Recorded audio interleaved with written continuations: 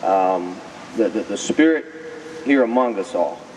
I sense that in my heart, and my heart is heavy. It's begin to become more and more heavy, you know, as I hear the stories. And you know, if I was to tell you that I was walking down a dark city street and someone jumped out of an alley, drugged me into the alley, beat me, robbed me, stripped me, and left me for dead, you would say, you know, sorry to hear about that, but you know, that can happen. There's crime out there. You know, it wouldn't be a total shock to your senses. But if I said that that same thing, in a metaphorical sense, happens every day in this country in the family court system, it would be hard to believe. It would be hard to believe that in a civilized country that innocent people can be metaphorically beaten, stripped, and robbed, just as in the same dehumanizing, violent fashion as you would have if you were walking down the street and were mugged. It's happening every day. I believe it was Benjamin Franklin said after my American history may be a little off, but after they had finished the Declaration of Independence, someone asked him, so Mr. Franklin, what have you given us? He said, a democratic republic, if you can keep it. What it's going to take is activism. It's going to take people taking a stand, people coming together, cohesion, unity. Each one of us has one thing in common, and that we have felt something painful deep in our soul. We've been beaten and robbed of the most precious thing in our world. And you know how when you talk about that, certain emotion can arise. And so I'm trying to fight that back right now.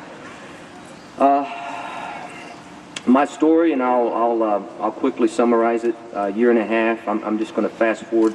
The past year and a half. Well, first of all, I was a former probation officer, corporate loss prevention investigator. Had been on the right side of the law, conservative. The system is always right.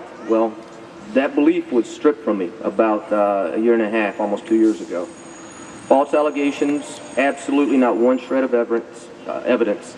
4 different PFA orders, protection from abuse orders, and right now 4 different warrants and an arrest for false allegations.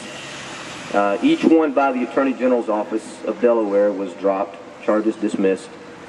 And with the protection from abuse orders, the person responsible for them appeared before the Family Law Commission meeting about 2 months ago and said that she had exaggerated. And not only she, and this is something else I think it's important, it's a coordinated effort. The system encourages false allegations.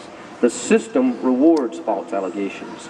It takes people and exploits them for 2 reasons, and I believe this with all my heart, and that's for money and for ideology. And I thank everybody for being here, and together we can change this country, we can change this system.